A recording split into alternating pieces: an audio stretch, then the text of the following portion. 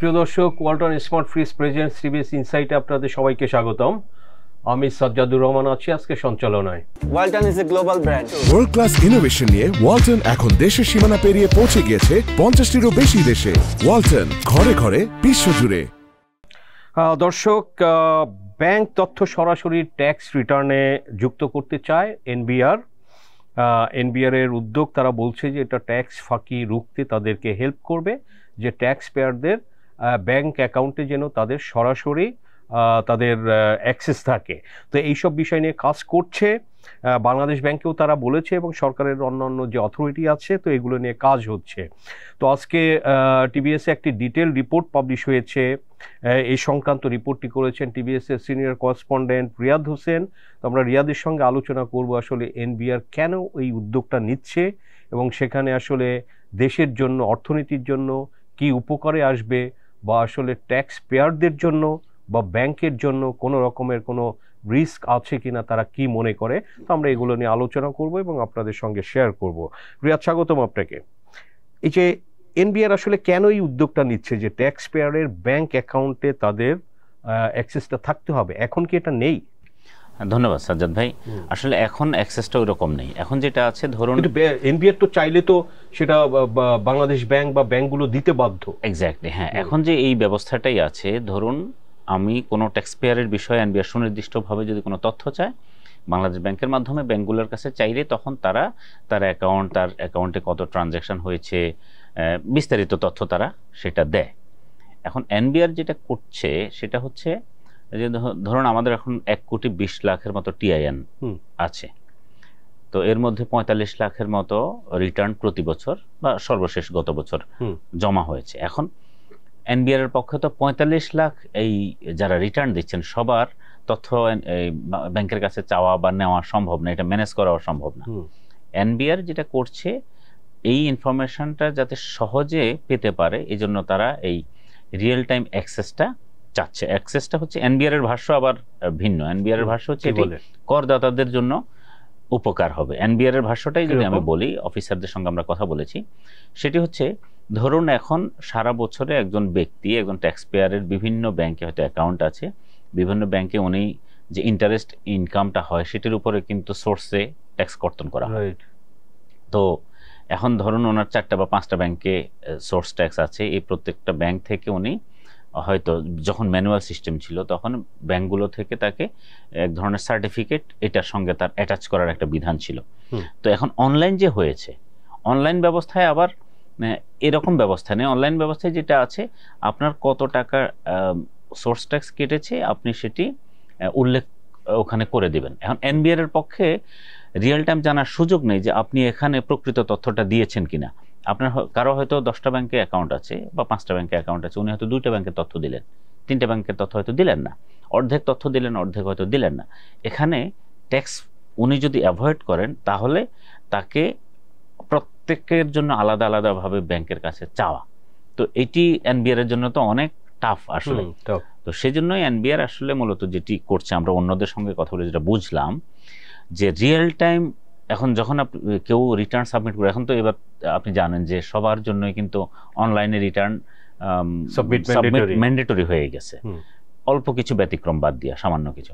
তো যখন অনলাইনে সবাই রিটার্ন সাবমিট করবে, উনি যখন রিটার্ন সাবমিট করার সময় ওনার অটোমেটিক্যালি ওনার ওই একই এনআইডি, যে এনআইডি দিয়ে উনি এখানে টিআইএন ওপেন করেছেন, একই এনআইডি দিয়ে তো ব্যাংক অ্যাকাউন্ট হয়েছে। ফলে ওই এনআইডি দেওয়ার সঙ্গে সঙ্গে এই এনআইডির অধীনে যে ব্যাংক অ্যাকাউন্টটি কত সুদ হয়েছে, কত ব্যাংক উৎসে কর কর্তন করেছে, তথ্য পেয়ে যাবে, সবই তথ্য পেয়ে যাবে। অটো তার টিআইএন এর এখানে ক্যালকুলেট হয়ে যাবে, আসলে এটি অটো চলে আসবে।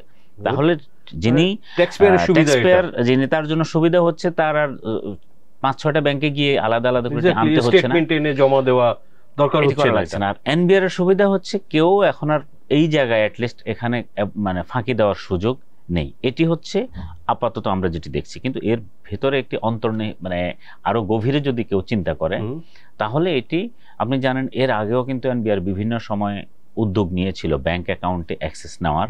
তো এখানে ব্যাংকারদের একটা মানে বড় ধরনের একটা বাধা ছিল যে এরকম যদি হয় তাহলে অনেকে ব্যাংকে টাকা রাখতে নিরুৎসাহিত হবে, ভয় ঢুকে যাবে অনেকের মধ্যে, কারণ আপনি জানেন বাংলাদেশে স্পেশালি যারা তো হাইড করতে চায়, ভয়টা কাদের আসবে? দুইটা কারণে 1 কোটি টাকা সে এফডিআর করে রেখেছে বা সঞ্চয়পত্র সে ট্যাক্স স্টেটমেন্টে দেখায়নি, তাই না? বাংলাদেশে এই অনিয়মটা ব্যাপকভাবেই কিন্তু আছে। যেমন ব্যাংকে এক ধরনের তথ্য দেয়, কোম্পানিতে আরেক ধরনের তথ্য, বা গভর্নমেন্টকে অথবা শেয়ার হোল্ডারদেরকে অথবা ট্যাক্স ডিপার্টমেন্টকে। তো এই ইন্টিগ্রেশনটা হয়ে গেলে অনিয়মের সুযোগটা কমে যাবে, এটি একটি বিষয় আছে। এখন আরেকটা কারণও কিন্তু ভয়ের আছে, সেটি হলো এটি কিন্তু এখনকার আইন দ্বারা, ব্যাংকিং কোম্পানি আইনে কিন্তু এটি এখন গোপন তথ্য হিসেবে সুরক্ষিত থাকতে হবে। এটি নাগরিকের বা যিনি ডিপোজিট করবেন তার অধিকার।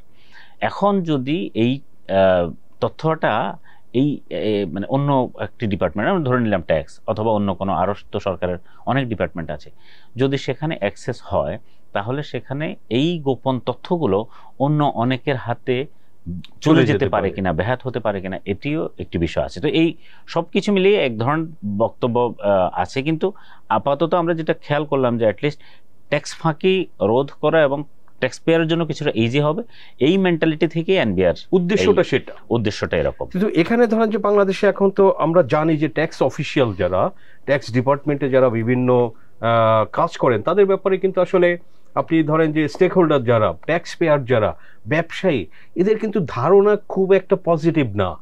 বিকজ আমরা জানি, আমরা শুনি যে এখানে আসলে এনবিআর এ ধরেন যে ঘুষ ছাড়া কাজ এগুলো খুবই কম হয়। তো এখন অনেকের যেটা ভয় পেতে পারে যে এটা আসলে ট্যাক্স ডিপার্টমেন্ট বা অফিসিয়ালরা এটারে তো অপব্যবহারও করতে পারে। এক্স্যাক্টলি সেই ভয়টাও তো কাজ আছে, কি বলে লোকজন? সেই ভয়টা আছে। যেমন আমরা বিষয়টি নিয়ে বাংলাদেশ ব্যাংকের গভর্নরের সঙ্গে কথা বলেছি, গভর্নর মহোদয়ের সঙ্গে। তো উনি যেটা বললেন যে ইন্টারন্যাশনাল প্র্যাকটিস কি আছে ওনারা সেটা দেখবেন, আমাদের ব্যাংকিং কোম্পানি আইনের সঙ্গে এটি কতটুকু সাযুজ্যপূর্ণ সেটা ওনারা দেখবেন।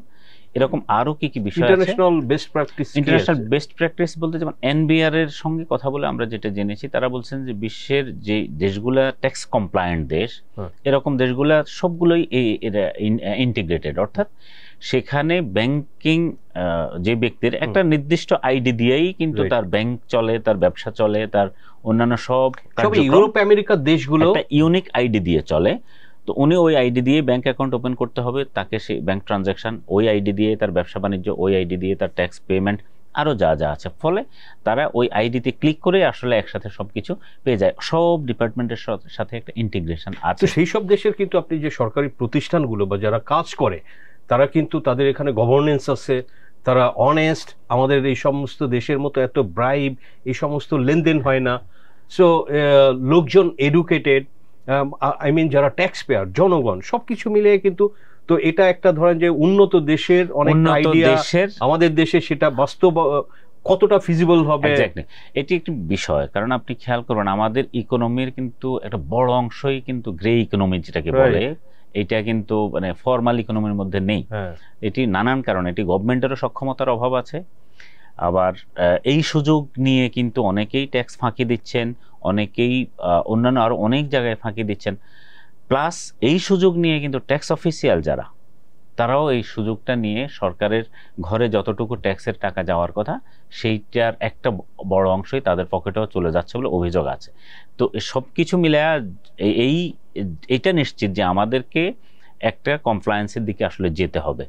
আমরা হয়তো একটা ভয় তো থাকেই, যখনই আপনি কোনো সংস্কার করতে যাবেন, কোনো কাজ করতে যাবেন, সেখানে একটা ভয় থাকে।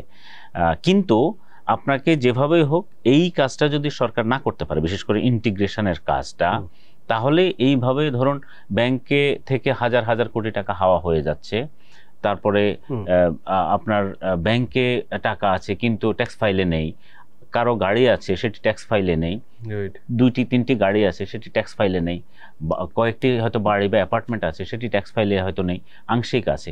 এইভাবে করে কিন্তু বিস্তর ফাঁকি হচ্ছে। আপনি জানেন ট্যাক্স গোয়েন্দা সম্প্রতি গত 6-7 মাসে এই ধরনের বেশ কিছু অনিয়ম আনকভার করেছে, তারা অনেকগুলো ফাঁকি ধরেছে, এবং এমন কিছু ব্যক্তি, এমন কিছু প্রতিষ্ঠানে, যেটা শুনলে অবাক হয়ে যাওয়ার মতো বিষয়, এই সব ব্যক্তি আমরা কিন্তু একদম সমাজে খুবই মানে সম্মানিত হিসেবে আমরা জানি, অথচ এখন দেখা যাচ্ছে যে তাদেরই হয়তো 3টি গাড়ি আছে, উনি একটি ট্যাক্স ফাইলে দেখিয়েছেন, 3টি অ্যাপার্টমেন্ট আছে, উনি হয়তো একটি ট্যাক্স ফাইলে দেখিয়েছেন। এরকম বহু তারা উদ্ধার করেছে এবং বেশ বড় অঙ্কের।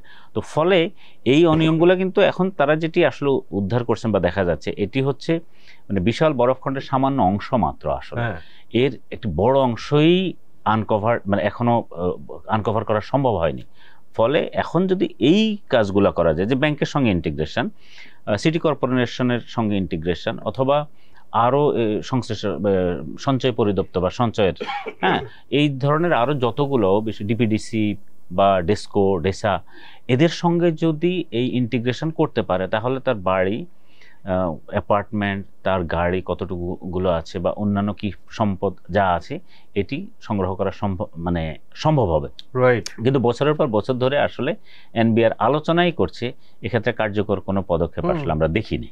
আপনার এই 2023 সালে একটা রিপোর্ট ছিল যে এনবিআর এরকম ব্যাংকের অ্যাকাউন্টে অ্যাক্সেস চায়, তো সেটি শেষ পর্যন্ত আসলে হয়নি। তখন এনবিআর এর ভেতরে ইন্টারনাল একটি আলোচনা ছিল এবং তারা তখন এনবিআর একটি ডিপার্টমেন্ট থেকে আসলে এটা পাঠানো হয়েছে।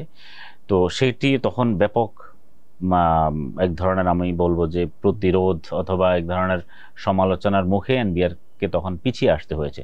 তো এনবিআর এখন যেটি আসলে করছে, কিছুটা ছোট পরিসরে, এনবিআর কিন্তু সব ধরনের ব্যাংক তথ্যে অ্যাক্সেস নেবে না, যেটি ট্যাক্স ফাইলে ট্যাক্স পেয়ার দেয় কেবলমাত্র ওই তথ্যেই অ্যাক্সেসটা নেবে। কিন্তু এটি অনেকেরই ধারণা হচ্ছে এটি আসলে একটি বড় কার্যক্রম শুরু করার আগে প্রাথমিক পদক্ষেপ। হয়তো ভবিষ্যতে আরও পুরো অ্যাক্সেসটা হয়তো নিতে পারে, তবে যেহেতু এখন আমরা সেটি জানি না, প্রাথমিকভাবে এনবিআর যতটুকু নিয়েছে আমরা সেটি নিয়ে আসলে আলাপ করতে পারি আর কি। রাইট। আমরাও আসলে নীতিগতভাবে আশা করি বা চাই যে এটা হওয়া উচিত, বিকজ লোকজনের ব্যাংক অ্যাকাউন্টে কোটি কোটি টাকা এফডিআর বা তার সঞ্চয়পত্র, তার প্রপার্টিস, ফ্ল্যাট আছে, ল্যান্ড আছে, সো ট্যাক্স ফাইলে সে না দেখিয়ে সে আসলে কোনো ট্যাক্সই দেয় না। সো এই ধরনের বিষয়ও আপনার আকাঙ্ক্ষিত না। আবার আসলে ট্যাক্স পেয়ার তাদের যে কনসার্নটা, যে আমাদের আসলে রেভিনিউ অফিসিয়ালসরা তাদেরও আসলে ভালো হতে হবে, অনেস্ট হতে হবে, সো দ্যাট কেউ আসলে রেভিনিউ অফিসিয়ালসদের যে বিষয়টা আপনি বললেন, আপনি খেয়াল করবেন একজন ট্যাক্স পেয়ার উনি রিটার্ন দিতে গেলেন, তার হয়তো কোনো ট্যাক্স আসে নাই, একেবারেই হয়তো খুব সামান্য ট্যাক্স এসেছে, এটির জন্য তার ট্যাক্স দিতে গিয়ে একবার টাকা দিতে হচ্ছে ওই যে ছোট ছোট যেসব জায়গাগুলোতে, তারপরে আবার তাকে সার্টিফিকেট আনতে গিয়ে আবার তাকে টাকা দিতে হয় প্রতিটা বার, যতবার অফিসে যেতে হয়। ইলিগাল সার্টিফিকেট আনতে তো কোনো টাকা লাগবে না। তো অবশ্যই এই জায়গায় কিছুটা ইমপ্রুভ হয়েছে গত 2-4 বছরে, কিছু অনলাইনে ম্যান্ডেটরি হয়ে গেছে এবং আপনার সার্টিফিকেট এখন আর আপনার অফিসে গিয়ে আনতে হবে না।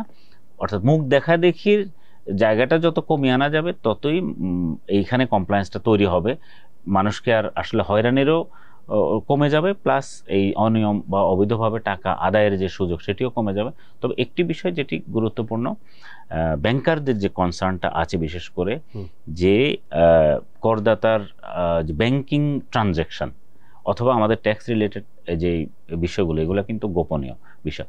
তো এই বিষয়গুলো এনবিআরকেও আসলে খেয়াল রাখতে হবে, এই অ্যাক্সেসটা, কারণ অন্য দেশগুলো যেভাবে খুবই গুরুত্বের সঙ্গে এই তথ্যগুলোর গোপনীয়তা রক্ষা করতে পারে, আমাদের এখানে সেটি কতটুকু সম্ভব হবে সেটি একটি প্রশ্ন তো আছে। তো ফলে এনবিআরকে আসলে এই জায়গাটায় গুরুত্ব দিতে হবে যে কোন লেভেলের কর্মকর্তা এটি দেখতে পারবেন, অথবা এই তথ্য যাতে অন্য কারো হাতে, ইন্টিগ্রিটি দেখতে হবে এবং এই তথ্য যাতে ব্যাহাত না হয় এই ব্যাপারে এনবিআর এর সব ধরনের মেকানিজম আসলে তৈরি করেই তারপরে এই জায়গায় এনবিআর অথবা বাংলাদেশ ব্যাংক বা সরকারের যে সংস্থাগুলো আছে সবার সম্মিলিতভাবে একটা মেকানিজম থাকতে হবে যাতে গোপন তথ্য ব্যাহাত না হয়। রাইট, এটা একটা সম্মিলিত কাজ একদম। এটারে যদি আপনি সফল করতে হয়, এটা শুধু ব্যাংক না, আপনি ধরেন যে লোকজন তো ব্যাংকে কম টাকা রাখে, সে তো 50টা 100টা ফ্ল্যাট কিনে রাখবে, জমি কিনে রাখবে, তো সেটা তো আবার সাব রেজিস্ট্রি, ল্যান্ড ডিপার্টমেন্ট, সেগুলোর সাথেও ইন্টিগ্রেটেড হতে হবে আসলে।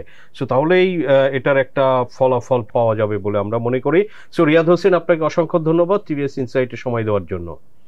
দর্শক, আমরা আলোচনা করলাম, বিস্তারিত আপনাদের সামনে তুলে ধরলাম। আমাদের আলোচনা ভালো লাগলে লাইক করবেন, শেয়ার করবেন। আপনাদের সবাইকে ধন্যবাদ।